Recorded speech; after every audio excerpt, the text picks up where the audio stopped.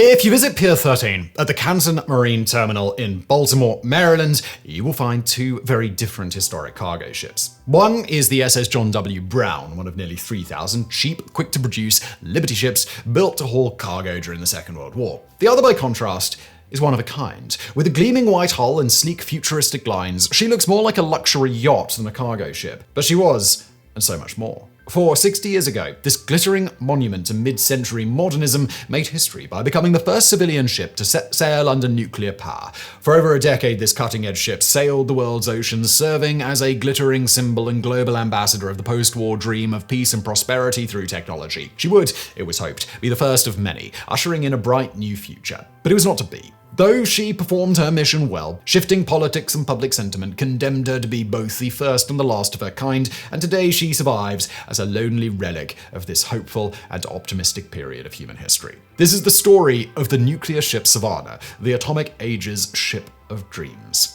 The story of the NS Savannah begins on December 8, 1953. On that day, US President Dwight D. Eisenhower delivered a speech before the United Nations General Assembly in which he warned of the growing threat of nuclear proliferation. By this time, two other nations, the Soviet Union and the United Kingdom, had succeeded in developing their own nuclear weapons, shattering the American atomic monopoly. A global arms race had begun, threatening to push mankind to the brink of nuclear war. Should such an atomic attack be launched against the United States, our reactions would be swift and resolute. But for me to say that the defense capabilities of the United States would be so great that an aggressor's land would be laid waste is not the true expression of the purpose and the hope of the United States. To stop there would be to accept helplessly the probability of civilization destroyed, the annihilation of the irreplaceable heritage of mankind handed down to us generation from generation, and the condemnation of mankind to begin all over again the age-old struggle upward from savagery toward decency and right and justice. Surely no sane member of the human race could discover victory in such desolation. Could anyone wish his name to be coupled by history with such human degradation and destruction? Occasional pages of history do record the faces of the great destroyers, but the whole book of history reveals mankind's never-ending quest for peace and mankind's God-given capacity to build. It is with the book of history, and not with isolated pages, that the United States will ever wish to be identified. My country wants to be constructive, not destructive. It wants agreements, not wars among nations. It wants itself to live in freedom and in the confidence that the people of every other nation enjoy equally the right of choosing their own way of life. To this end, Eisenhower proposed a bold new global nuclear policy, which became known as Atoms for Peace. Quoting again, "It's not enough to take this weapon out of the hands of the soldiers. It must be put into the hands of those who will know how to strip its military casing and adapt it to the arts of peace. The United States knows that peaceful power from atomic energy is no dream of the future. That capability already proved is here, now, today. Who can doubt if the entire body of the world's scientists and engineers had adequate amounts of fissionable material with which to test and develop their ideas, they would devise methods whereby this fissionable material would be allocated to serve the peaceful pursuits of mankind. Experts would be mobilized to apply atomic energy to the needs of agriculture, medicine, and other peaceful activities. A special purpose would be to provide abundant electrical energy in the power-starved areas of the world. Thus, the contributing powers would be dedicating some of their strength to serve the needs rather than the fears of mankind." Against the dark background of the atomic bomb, the United States does not wish merely to present strength, but also the desire and the hope for peace. A keystone of this initiative would be the development of an international atomic development agency, which would manage the world's stockpile of fissile material and distribute it to nations on the condition that they only use it for peaceful purposes. This in turn would help build international trust and hopefully draw the Soviet Union into productive talks about global nuclear arms control. But while presented as a radical departure from Cold War nuclear brinkmanship, in reality, Atoms for Peace was anything but. Far from rejecting nuclear weapons, Eisenhower wholly embraced them, believing a large stockpile of nuclear weapons to be a more cost-effective deterrent to Soviet aggression than conventional military forces and a cure for ballooning defense budgets. This stripped-down nuclear-centered policy became known as the New Look. But there was a problem. This new emphasis on building a massive nuclear stockpile risked frightening the American people. Atoms for Peace was thus conceived as the propaganda wing of the New Look, reassuring the public and allowing the US military nuclear program to carry on under the cover of peaceful intentions. The policy also allowed the United States to project and maintain its global influence through the sharing of nuclear materials and technology. Prior to 1949, the United States had kept its nuclear capabilities a closely guarded military secret. However, once the Soviet Union detonated its first atomic bomb, it was feared that they would share their atomic secrets with aligned nations and thereby increase their political influence. Eisenhower thus sought to head off the Soviets by sharing American nuclear technology first. Over the course of the Atoms for Peace initiative, the United States exported over 25 tons of highly enriched uranium to 30 countries, with many countries, including Israel and Pakistan, receiving their first research reactors and nuclear medicine installations through the program. Meanwhile, the Soviet Union ran a similar program, which exported 11 tons of enriched uranium. As we shall see, this policy would have unexpected consequences, which are still being felt to this very day. In addition to supplying nations with fissile materials, medical isotopes, and research reactors, Atoms for Peace also manifested in the training of foreign scientists and technicians in nuclear technology, the development of nuclear reactors for civilian electricity generation, as well as the absolute batshit crazy Project Plowshares, which sought to find ways of using nuclear weapons for peaceful purposes like digging canals and stimulating petroleum production. And to learn more about this, please do check out our previous video, that time the Soviets tried to extinguish a fire with a nuke for reasons. Another decidedly less insane idea was Eisenhower's 1955 proposal to build a nuclear-powered cargo ship. The nuclear submarine USS Nautilus, launched in 1954, proved that nuclear marine propulsion was safe and reliable, and it was hoped that this technology would make global commerce more efficient, cost-effective, and profitable. As with land-based reactor development, Eisenhower also hoped that an effective demonstration of peaceful nuclear marine propulsion would convince the private sector to invest in the technology, further reducing the government's monopoly on nuclear technology. The project was approved by Congress in July 1956 and placed under the joint administration of the Atomic Energy Commission, or AEC, the United States Maritime Administration, or MARAD, and the United States Department of Commerce. Design of the vessel is assigned to naval architects George G. Sharp Incorporated of New York City, and development of a reactor to Babcock and Wilcox of Lynchburg, Virginia, who had already designed marine reactors for the U.S. Navy. The vessel was dubbed the nuclear ship Savannah in homage to the SS Savannah, the first steam-powered ship to cross the Atlantic Ocean in 1819. As originally envisioned, the NS Savannah project had 5 main goals. First, it would demonstrate to the world the United States government's commitment to the peaceful use of nuclear power. Second, it would help convince the public that nuclear-powered shipping was safe and reliable. Third, it would allow any practical issues with operating nuclear technology in a civilian commercial environment to be worked out. Fourth, it would experimentally introduce nuclear power into the maritime shipping industry. And fifth, it would stimulate the creation of new laws and procedures for accommodating nuclear-powered vessels into said industry. As President Lyndon B. Johnson would later state, the nuclear ship Savannah is more than a demonstration of American technology and engineering skill. She is also an expression of our belief that through the expansion of world trade and the exchange of ideas and materials, a better world can be created for the benefit of all mankind. She is a prophet of a brighter future, a symbol of hope for tomorrow.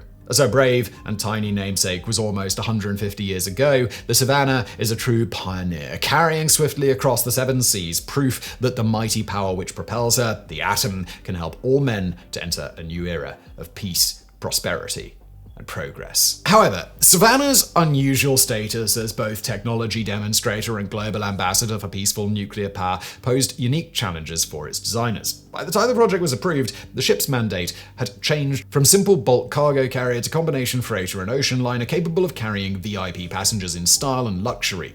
This placed a much greater emphasis on safety and comfort. For balance and protection against collisions, the reactor had to be placed in the very center of the ship. However, it also had to be easily accessible from the top to allow the core to be refueled. Engineers at George G. Sharp Incorporated thus moved the superstructure farther back on the deck, giving the ship a distinctive profile. Indeed, the entire ship was designed for maximum visual impact, with clean, futuristic lines dripping in mid-century modern style. As we will see, however, the emphasis on style would severely impact Savannah's effectiveness as a commercial vessel. Construction of Savannah began in 1958 at the New York Shipbuilding Corporation shipyard in Camden, New Jersey. On May the 22nd, National Maritime Maritime Day, Savannah's keel was laid down in an unusual ceremony presided over by Patricia Nixon, wife of then Vice President Richard Nixon.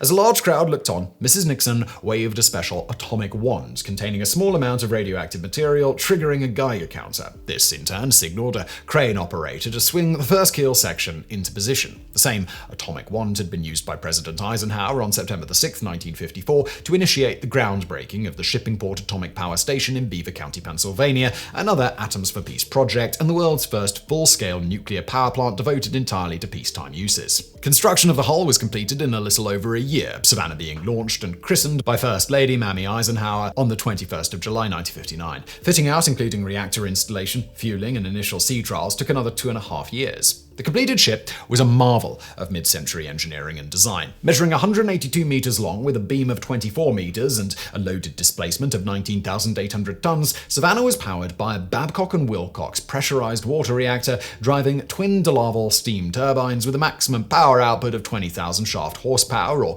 14.9 megawatts. This, along with a streamlined hull, allowed her to reach a maximum speed of 23 knots or 43 kilometers per hour. To provide a smoother ride at high speeds and in rough seas, Savannah was fitted with fold-out stabilizer planes, only the sixth such use of this technology in maritime history.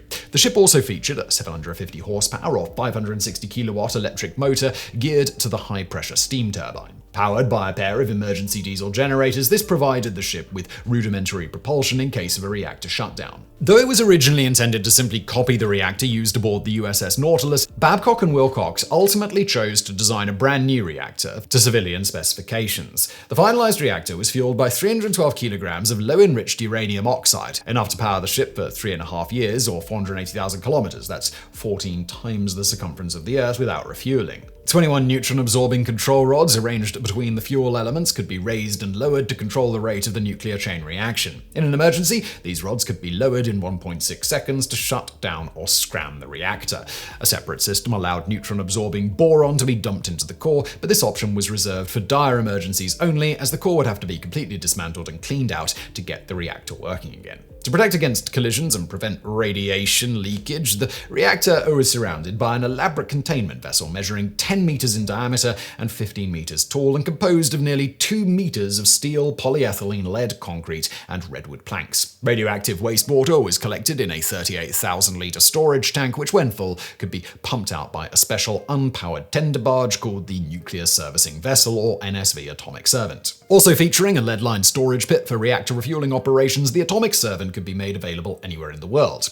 Befitting Savannah's mission as a peaceful nuclear ambassador, the turbine compartment and reactor control room were fitted with large windows and an observation gallery so passengers and the visiting public could observe the miracle of nuclear power firsthand. This ran contrary to the United States' typical policy regarding nuclear technology, prompting President Eisenhower to state, "The ship's design will not be secret. It will be possible for engineers not only of our own country, but of other nations to view the nuclear power plant and see firsthand this demonstration of the great promise of atomic energy for human betterment." But what impressed passengers and visitors most about Savannah was her luxurious accommodations and futuristic style. The ship could accommodate up to 60 passengers in 30 air-conditioned staterooms, each with its own private bathroom, and seat up to 100 in its lavishly appointed dining room. This in turn was served by a large galley packed with all the latest gadgets, including a Raytheon radar range, the world's first commercially available microwave oven. This allowed Savannah to host large banquets and other events while in port. Other amenities included a large windowed veranda with a bar, a swimming pool, a library, a barbershop, a well-stocked infirmary with a full surgical suite, and a lounge which doubled as a movie theater, which showcased paintings by contemporary American artists and featured coffee tables cut from petrified wood and a television screen showing a live feed of the reactor compartment. All this was in turn decorated in a distinctive atomic age style designed by Jack Heaney and Associates of Wilton, Connecticut, which left no doubt as to the ship's revolutionary form of propulsion. Everything from light fixtures to dinnerware to the giant logos splashed across the ship's superstructure bore an instantly recognizable atomic motif. The wine rack behind the bar was modeled after a chart of nuclear decay chains, and one wall of the dining room was dominated by a curved wall sculpture titled Fission by artist Pierre Bourdelle. And at the other ends of the room stood a golden model of the ship's namesake, the pioneering steamship SS Savannah. Uniquely among passenger liners, Savannah could boast that her gleaming white paint job would never have to be smudged by soot, for her clean atomic power plant produced no smoke. While largely advertised as a luxury liner, Savannah was also designed as a freighter and could carry up to 7,700 tons of cargo in 7 holds, totaling 18,500 square meters. 4 forward of the superstructure and reactor compartment and 3 aft, with hold number 5 located beneath the swimming pool. Like every other aspect of the ship, the 3 cargo handling cranes were specially designed to complement the Savannah's sleek, futuristic appearance. Following initial fitting out, Savannah's reactor first achieved criticality on December 21, 1961. Then, on January 31, 1962, Captain Gaston de Groot took command of the ship and sailed her under temporary oil-fired power to Yorktown, Virginia for sea trials. These trials, attended by representatives of the Atomic Energy Commission, the Maritime Administration, the U.S. Coast Guard, and the ship's builders, culminated in the first full power run on April 14, 1962, during which Savannah reached a maximum speed of 22 knots. Meanwhile, a corps of engineers were being specially trained to operate and maintain Savannah's nuclear power plant. Drawn mainly from the United States' Merchant Marine Academy at Kings Point, New York, these men were put through an intensive 15-month course at Babcock & Wilcox's headquarters in Lynchburg, Virginia, using full-scale mock-ups of Savannah's reactor, turbine machinery, and control room. Once operational, Savannah sailed with a complement of 124, 35 engineers, 27 deck officers, 49 stewards, and 13 support staff, including 1 senior nuclear advisor and 3 health physics monitors. At last, on May 1, 1962, Savannah was accepted by the Maritime Authority and handed over to her chosen operator, States Marine Lines Incorporated. On August 20th, she set sail for her home port of Savannah, Georgia, where she received a triumphant welcome, complete with cannon salutes and fireboats spraying giant fountains of water. From here, she transited the Panama Canal and sailed up the Pacific coast to Seattle, where she spent 3 weeks as a popular attraction at the 1962 Century 21 Exposition, the same World's Fair which introduced the city's iconic Space Needle. She then sailed on to San Francisco, Long Beach, and Los Angeles before crossing the Pacific to Honolulu, Hawaii. This was followed by stops in Portland and San Diego before Savannah once again transited the Panama Canal, docking in Galveston, Texas in early 1963 for much-needed maintenance. But then, barely 6 months into her maiden voyage, Savannah's career came to a screeching halt when her 35 engineers walked off the job. The strike had been triggered in November 1962 while Savannah was docked in Los Angeles when a government-appointed labor arbitrator awarded the ship's deck officers pay raises, which automatically set their salaries higher than those of the engineers. As a result, the engineers would be unable to negotiate higher salaries without also increasing the salaries of the deck officers. Disgusted and prepared to walk off the job immediately, the engineers were persuaded to remain aboard until Savannah reached Galveston. The strike divided political opinion and placed the entire Savannah and Atoms for Peace project under increased scrutiny.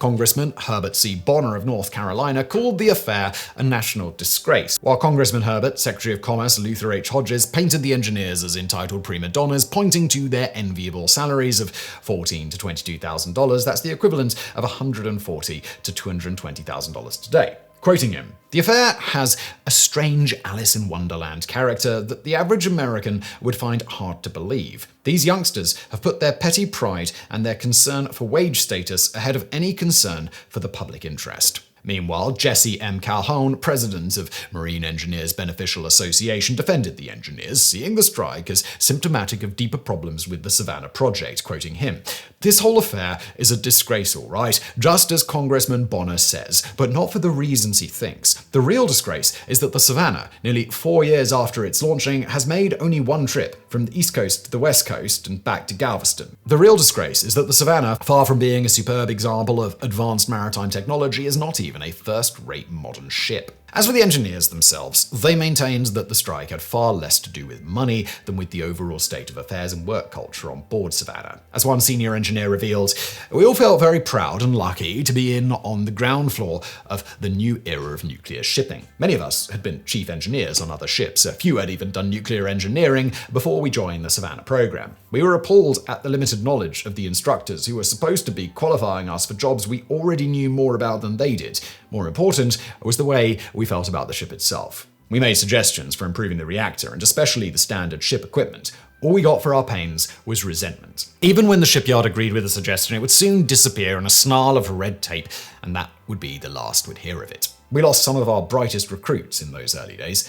They simply quit in disgust." According to the engineers, the Maritime Authority had initially intended for the Savannah to be designed first and the reactor designed to fit the ship. However, the Atomic Energy Commission forced a reversal of this plan, turning the ship into a mere appendage of the reactor. As a result, while funds were lavished on reactor development, comparatively little of the budget was allocated to the design of the ship. This was further compounded by the 1956 Suez Crisis, which increased global demand for cargo vessels and caused shipbuilding costs to skyrocket.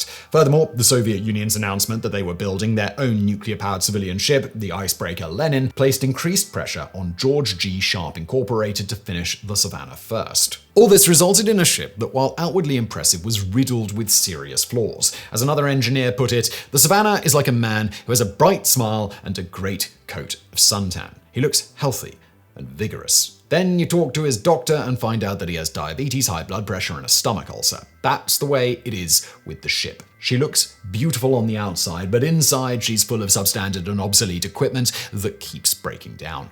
The strike brought to light a whole laundry list of flaws plaguing the Savannah, running the gamut from merely annoying to potentially dangerous. For example, the original telephone system was so defective it had to be replaced at an additional cost of $50,000. The air conditioning system often failed and sometimes leaked, ruining the expensive carpets in the passenger staterooms. The bridge deck lacked adequate drainage and often filled with water during rainstorms, while the ship's machine shop was full of outdated equipment. More serious problems included a faulty gyro stabilizer, which during one test cruise failed and caused the ship to roll violently, knocking passengers to the deck and nearly emptying the swimming pool. Even the reactor was not free of faults, in spite of the care and funds lavished on its development. For instance, wastewater production greatly exceeded the ship's storage capacity, forcing Savannah to dump over 440,000 liters of radioactive water into the sea during its first year of operation. This in turn rendered the support barge useless. The steam generator feed pumps constantly broke down and had to be rebuilt 3 times, while the AEC insisted upon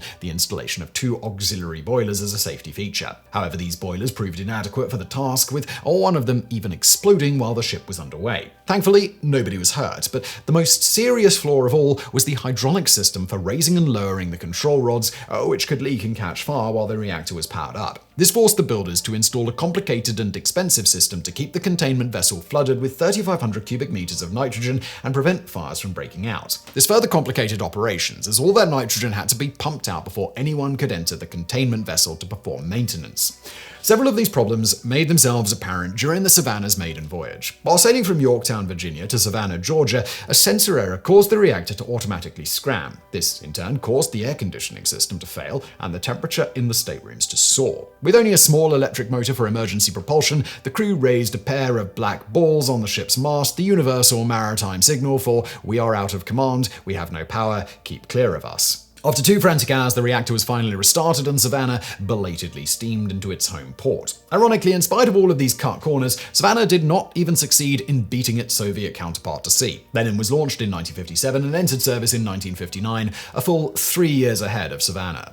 In response to the strike, the State Marine Lines took its case to court, but its appeal was denied. Eventually, a settlement was worked out, but the Department of Commerce chose instead to end its contract with States Marine Lines and turn operation of the Savannah over to American Export is Branston Lines. This allowed the hiring and training of a new, non-union crew, igniting a lingering debate over the future operation of nuclear-powered commercial ships. By 1964, Savannah was operational once more and embarked on a global tour that took her all along the US Gulf and East coasts and across the Atlantic to Bremerhaven, Hamburg, Rotterdam, and Southampton. During this tour, more than 150,000 people toured the ship. The following year, however, American exporters Branston Lines discontinued passenger operations to reduce operating costs and converted Savannah to all-cargo use, closing off the passenger areas and removing 1,800 tons of ballast. However, the many compromises which have been incorporated into Savannah's design greatly hampered her effectiveness as a freight carrier. Her sleek, streamlined hull limited her cargo capacity to 7,700 tons of cargo, significantly less than conventional ships of equivalent size. Her cargo holds were also awkwardly shaped and laborious to load and unload, especially cargo bay number 5, which was covered by the swimming pool and could only be accessed through narrow side ports. Worse still, Savannah's cargo handling booms, designed more for aesthetics than functionality, proved inefficient and awkward to operate. These were all serious handicaps, especially in an industry increasingly dominated by automated, containerized shipping systems. Nonetheless, Savannah continued to operate as a commercial freighter and nuclear ambassador for another 6 years, with a brief pause in 1968 for refueling in Galveston. In 1969, she became the first nuclear vessel to dock in New York Harbor and served as the centerpiece of a special event called Nuclear Week in New York, which featured various events including a presentation by Dr. Glenn Seaborg, the discoverer of plutonium and chairman of the Atomic Energy Commission, and 2 special segments on The Tonight Show. By 1970, however, Savannah's dubious economics had finally caught up with her. Not only could she carry less cargo less efficiently than other ships her size, but she needed a crew a third larger who required special training and cost $2 million more per year to operate than a conventional oil-fueled freighter. With costs piling up, the Maritime Administration decided to retire Savannah at the end of 1971. Ironically, had Marit waited just a few years, Savannah might actually have made something of a comeback. While fuel oil cost only $20 a ton in 1971, the 1973 oil crisis caused this price to quadruple, meaning Savannah would have been no more expensive to operate than a conventional oil-fired ship. But it was not to be, and in 1975, Savannah's reactor was decommissioned and defueled, bringing her unique career to an end. Over a brief service life, NS Savannah traveled 830,000 kilometers, equivalent to 20 times the circumference of the Earth, carried 848 passengers, visited 45 domestic and 32 foreign ports, and was visited by 1.4 million people worldwide, all without a single major safety incident. At the same time, however, she cost $47 million to build, nearly $500 million in today's money, was constantly beset by technical problems and labor disputes, and never turned a profit for its operators. Nor did she usher in a new age of nuclear merchant shipping, with only 3 more nuclear-powered civilian vessels ever being constructed. The experimental West German freighter Otto Hahn, launched in 1968 but converted to diesel power in 1979, the Japanese oceanographic research vessel Mutsu, launched in 1970 but converted to the conventionally propelled RV Mirai in 1996, and the Soviet lighter aboard the ship carrier Sevmoport, launched in 1988 and still in service today. The Soviet Union, and later Russia, have also launched 12 nuclear-powered icebreakers, including the Lenin, but these are largely operated by the government and are not considered commercial vessels. Yet despite all of this, NS Savannah cannot really be deemed a failure.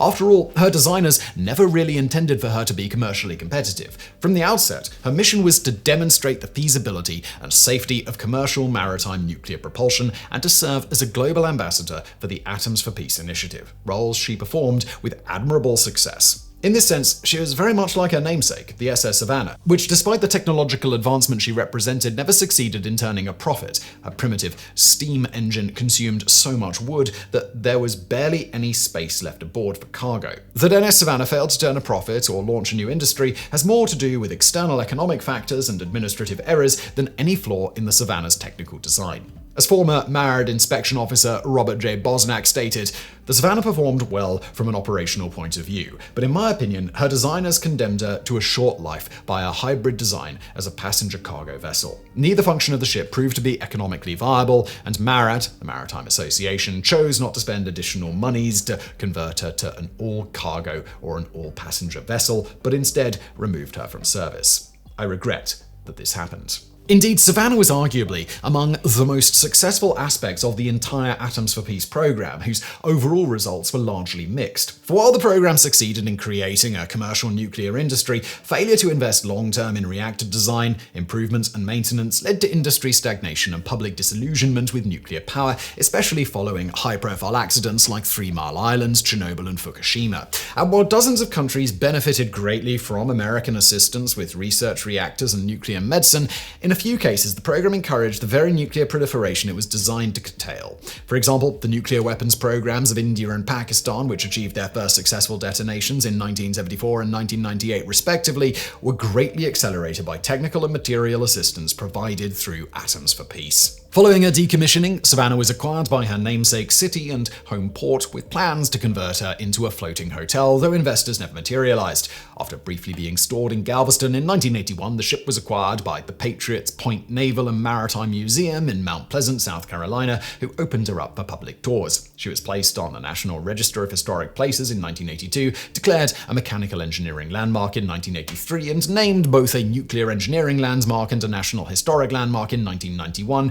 with the customary 50-year age requirement for the latter designation being specially waived due to her historical significance. Sadly, Savannah proved far less of a draw than Patriot Point's other ships, especially the aircraft carrier USS Yorktown, and in 1994 the museum chose to terminate the ship's charter. Over the following decade, Savannah was shuttled between Baltimore, Maryland, Newport News, Virginia, and Norfolk, Virginia for various repair and preservation works. Finally, on May 8, 2008, she was towed to Baltimore and docked at the Canton Marine Terminal's Pier 13 beside the World War II Liberty ship SS John W. Brown, where she remains to this day. Since its retirement and defueling in the 1970s, Savannah has been licensed by the Nuclear Regulatory Commission, the successor to the AEC, who regularly monitor radiation levels and fund the ship's maintenance to the tune of $3 million per year. However, in 2008, following Savannah's arrival in Baltimore, the NRC announced its intention to fully decommission the ship's nuclear power systems and terminate its license, allowing the ship to be preserved, scrapped, or otherwise disposed of. Pre-decommissioning work took place at the Philadelphia Naval Yard between September 2019 and February 2020, while in November 2022, the main reactor vessel was removed and shipped to a nuclear repository in Utah for disposal.